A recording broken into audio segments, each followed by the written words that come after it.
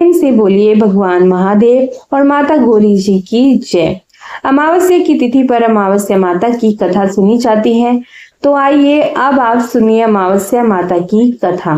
पुरानी कथा के अनुसार एक गांव में सास और बहू अकेले रहते थे और उनका बेटा विदेश में कमाने के लिए गया हुआ था। सास और बहू बहुत प्रेम से रहते थे, दोनों एक दूसरे की देख रेख भी करते थे। एक दिन बहू ने खाना नहीं खाया, तब सास ने बहू से पूछा कि बेटा आज तुमने खाना क्यों नहीं खाया। तब बहू कहने लगी कि सासू माँ, मेरा अमावस्या माता का व्रत है, इसीलिए मैंने खाना नहीं खाया। तब सास ने कहा कि बहू, यह व्रत क्या होता है और इस व्रत को करने से क्या फल मिलता है, यह मुझे भी समझाओ। तब बहू कहने लगी कि सासू माँ, अमावस्या माता का व्रत करने से बहुत पुण्य मिलता है, घर में अन्न धन बना रहता है, सुख शांति बनी रहती है और अटल सुहाग मिलता है, पुत्र की प्राप्ति होती है। और इसी तरह से 3 पनौती अमावस्या माता का व्रत भी रखा जाता है।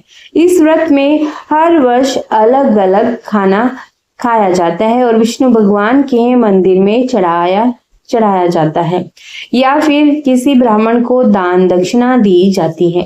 इस व्रत में पहले साल शक्कर, घी और चावल से बना खाना खाया जाता है और पहले साल व्रत पूर्ण होने के बाद 1.25 किलो चावल और 1 कटोरी घी और 1 कटोरी शक्कर का दान ब्राह्मण देवता को दान में दिया जाता है। दूसरे साल जो घी और शक्कर से बना खाना खाया जाता है। इसी तरह जब दूसरे साल का व्रत पूर्ण हो जाए तब 1.25 किलो जौ, 1 कटोरी घी और 1 कटोरी शक्कर किसी मंदिर में चढ़ाई जाती है या किसी ब्राह्मण को दान में दिया जाता है। तीसरे साल गुड़, तेल और घी से बने व्यंजन बनाए जाते हैं और खाए जाते हैं। जब तीसरे साल व्रत पूर्ण हो जाए तब 0.5 किलो तेल, गुड़ और 1 कटोरी घी किसी मंदिर में चढ़ाया जाता है या फिर ब्राह्मण को दान में दिया जाता है। इससे ही सासू माँ 3 पनौती अमावस्या का व्रत कहा जाता है कि माँ जी, इस व्रत का संकल्प लेने के बाद इसे पूरा करना जरूरी होता है। अगर पूरा नहीं कर सकती तब घर परिवार में झगड़ा और घर में अशांति बनी रहती है, कलह होता है। तब सासू माँ कहने लगी कि बहू, मेरी तो उम्र हो गई है, लेकिन तुम यह व्रत जरूर करते रहना। और तब बहू यह व्रत करना प्रारंभ करती है। एक दिन बहू ने किसी के कहने पर गेहूं से बनी रोटी खा ली और अमावस माता इस बात से क्रोधित हो गई। अब जो सासू और बहू कभी बहू से प्रेम से रहा करती थी, अब उन दोनों में झगड़े होने लगे। सभी गांव वाले भी हैरान हो गए कि अब इनको क्या हो गया, इनके घर में यह सब क्या हो रहा है। सास अपनी बहू को कहने लगी कि जब से तुम हमारे घर में बहू बनकर आई हो तब से हमारे घर की लक्ष्मी चली गई है, तुम हमारे लिए बिल्कुल भी शुभ नहीं हो। तब बहू ने कहा कि माँ जी, आपके घर की लक्ष्मी चली गई है तो मुझे बताओ कि वह कहाँ मिलेगी, मैं लक्ष्मी को लेकर आऊंगी। तब सासू माँ कहने लगी कि बहू, लक्ष्मी तुम्हें समुद्र के बीच में भगवान विष्णु के पैर दबाते हुए मिलेगी।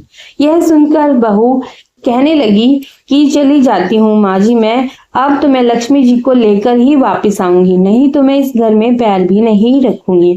ऐसा कहकर बहू लक्ष्मी की खोज में चली गई। जब बहू लक्ष्मी की खोज के लिए निकली तब उसे बीच रास्ते में एक गाय मिली।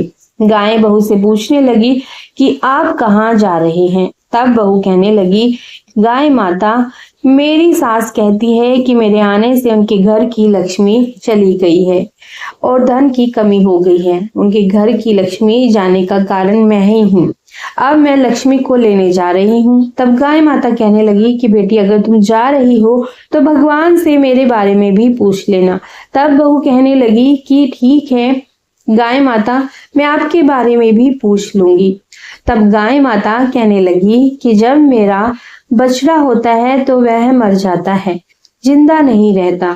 तुम लक्ष्मी जी से पूछ लेना कि आखिरकार मेरे साथ ऐसा क्यों हो रहा है, मैंने ऐसे कौन से पाप कर्म किए हैं जिसकी वजह से मुझे यह सब देखना पड़ रहा है।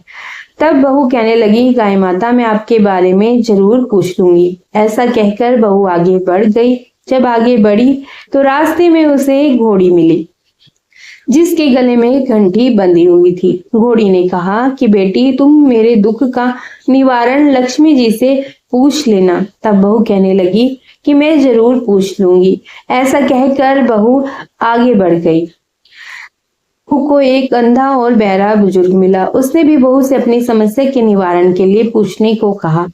तब बहू उसकी समस्या भी भगवान से पूछने को कहकर आगे बढ़ गई और जाते ही बहू को एक बूढ़ी औरत मिली जो कि हाथ और पैर से अपाहिज थी। उसने भी बहू से कहा कि बेटी, जब तुम भगवान से मिलो तो उनसे पूछना कि आखिरकार मैं अपाहिज क्यों हुई, ऐसे मैंने कौन से कर्म किए थे।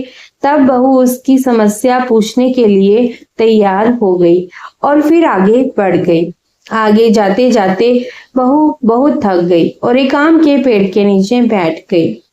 आम का पेड़ बड़ा खुश होकर बहू से पूछने लगा कि बेटी, तुम कहाँ से आई हो और कहाँ जा रही हो। तब बहू कहने लगी कि वो लक्ष्मी जी को लेने जा रही है।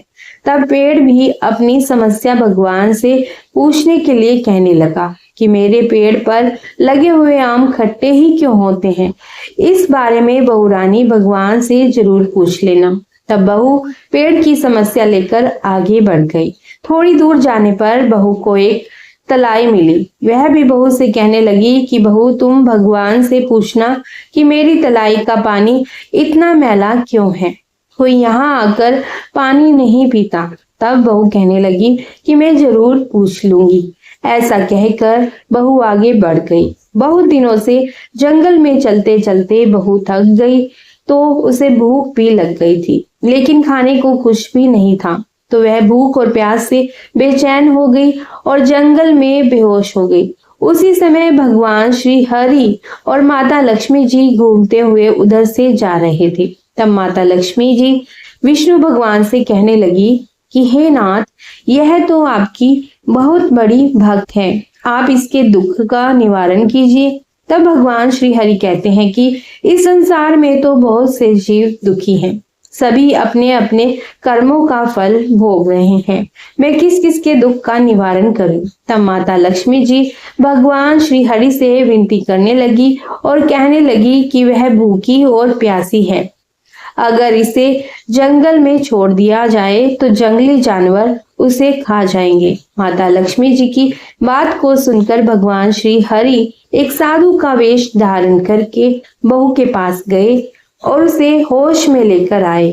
बहू के होश में आते ही साधु वेश में भगवान उससे पूछने लगे कि वह यहाँ क्यों आई है और कहाँ जा रही है।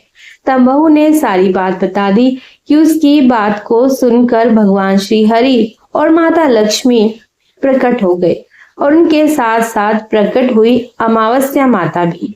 बहू यह सब देखकर उनके चरणों में गिरकर उन्हें प्रणाम करने लगी। तब अमावस्या माता बहू से कहने लगी कि बेटी, तूने मेरे व्रत को खंडित किया है, इसी की सजा तुझे मिली है, लेकिन अब मैं तुझे क्षमा करती हूँ। अब तुम घर को जाओ, तुम्हारा घर अन्न और धन से भर जाएगा, तुम्हारा घर सुंदर महल में बदल जाएगा और तुम्हारी सभी मनोकामनाएं भी पूर्ण हो जाएंगी।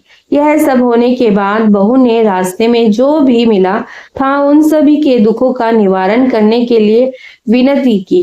तब भगवान श्री हरि कहने लगे कि गाय ने कभी अपना दूध किसी और को नहीं पिलाया, इस कारण उसके बछड़े जिंदा नहीं रहते। तुम उसका दूध पी लेना, फिर उसके बछड़े भी जिंदा रहने लगेंगे। और घोड़ी पिछले जन्म में आटा पीसने वाली महिला थी, वो किसी को आटा पीस कर नहीं देती थी, इसीलिए उसके गले में चक्की के पात बंधे हुए हैं। तुम उसके पात खोल देना, वो बिल्कुल ठीक हो जाएगी। और वो बुजुर्ग कभी भगवान के मंदिर नहीं गया, ना ही कभी उसने भगवान के भजन सुने। तुम उसे ले जाकर मंदिर में दर्शन करवा देना, इससे वो ठीक हो जाएगा।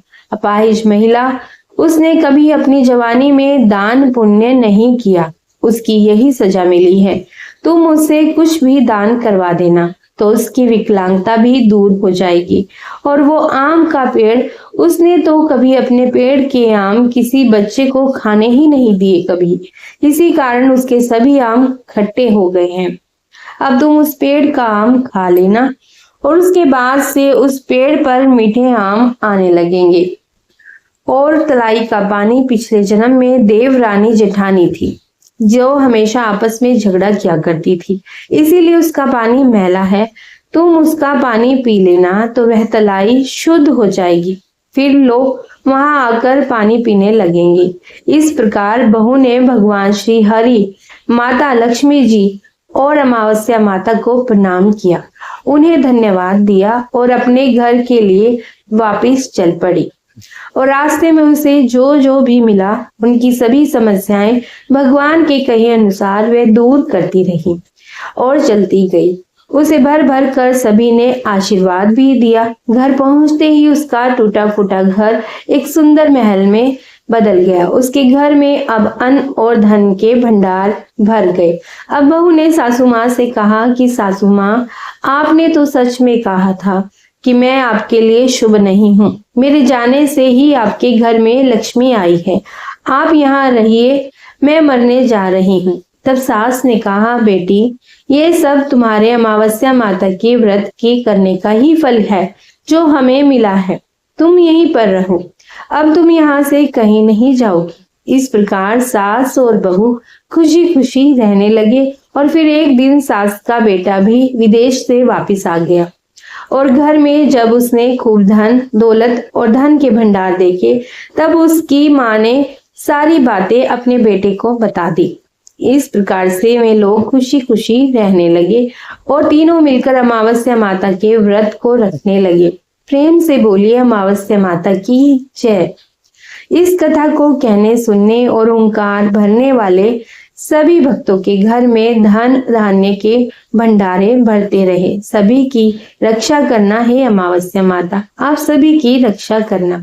प्रेम से बोलिए अमावस्या माता की जय।